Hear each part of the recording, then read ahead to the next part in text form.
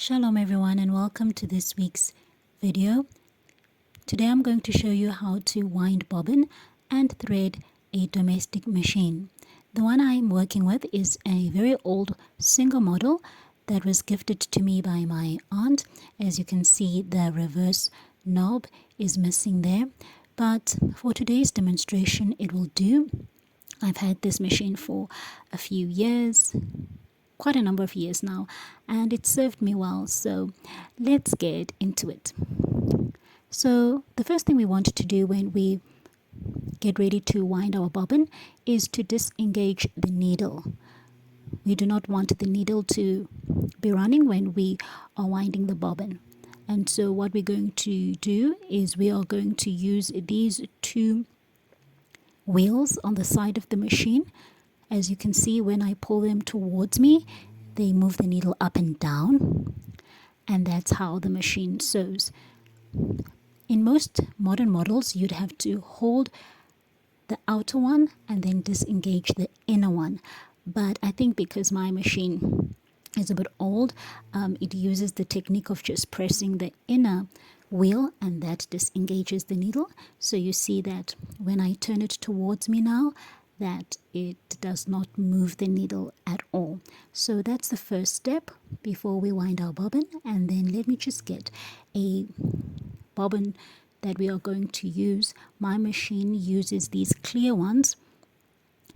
You will also find out which type of bobbin your machine uses, but most of the domestic ones use these clear plastic ones.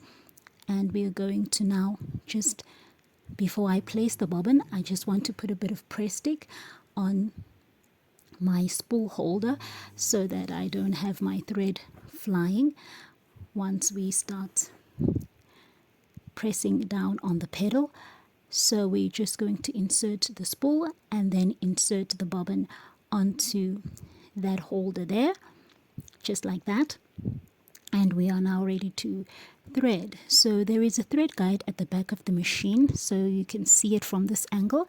I just slide the thread inside there, and then at the top of the machine there are these two silver, they look as one, but there are two guides.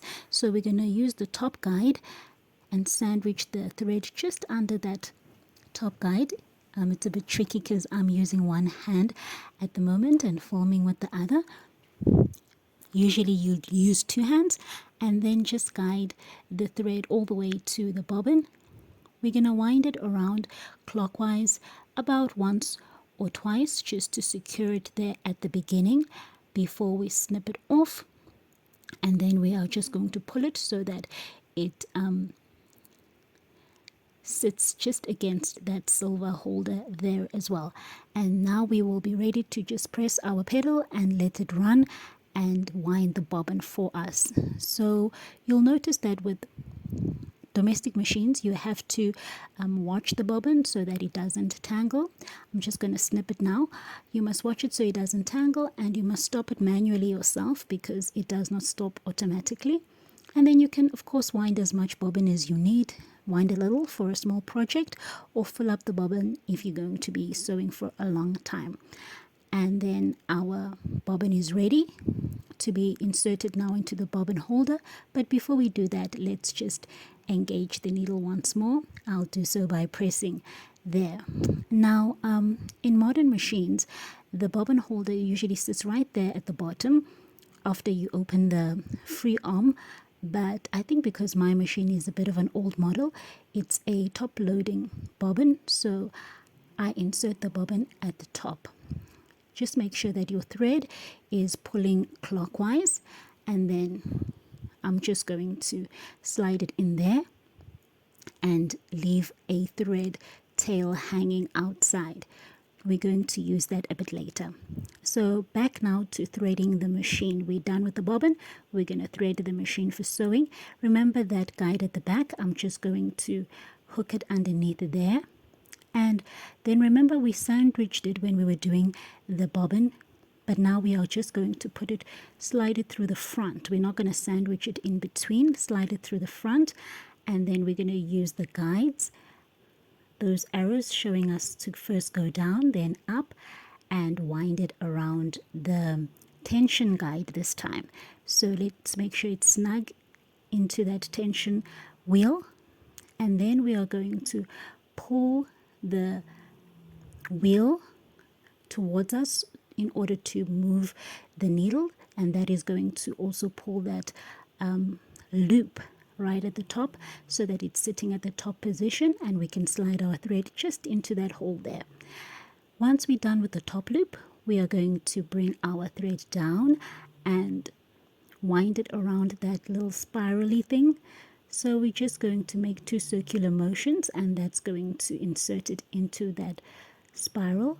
And then you will notice right at the top of the needle there's another guide that we usually forget, and you just need to make sure that you insert your thread through that guide as well before you finally insert it into the eye of the needle. Now with domestic machines, we thread then into the needle hole from front to back. So let's just make sure we've got a nice sharp tip at the end of our thread, and we will insert it from front to back, pull the thread, and we are done with threading our machine.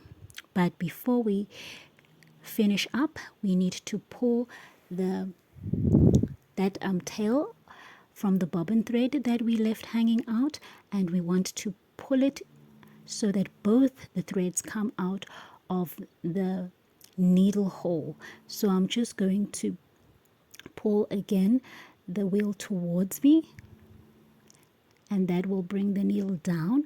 So while I'm holding now the bobbin thread, put the needle down, make sure that it goes down and up once or twice, and by doing so it will actually hook the bobbin thread up, and then you leave the bobbin thread and hold the needle thread and bring up the bobbin thread and pull both of them out through that needle hole.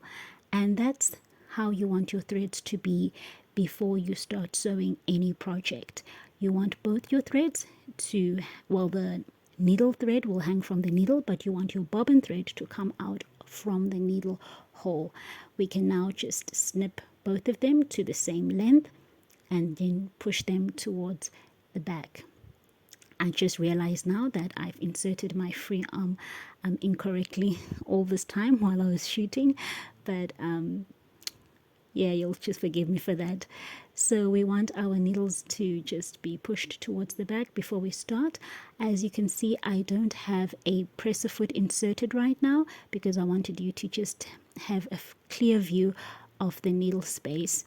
And so that's how we thread and wind our bobbin for a domestic machine. Thank you for watching. Please subscribe. I'll see you next time.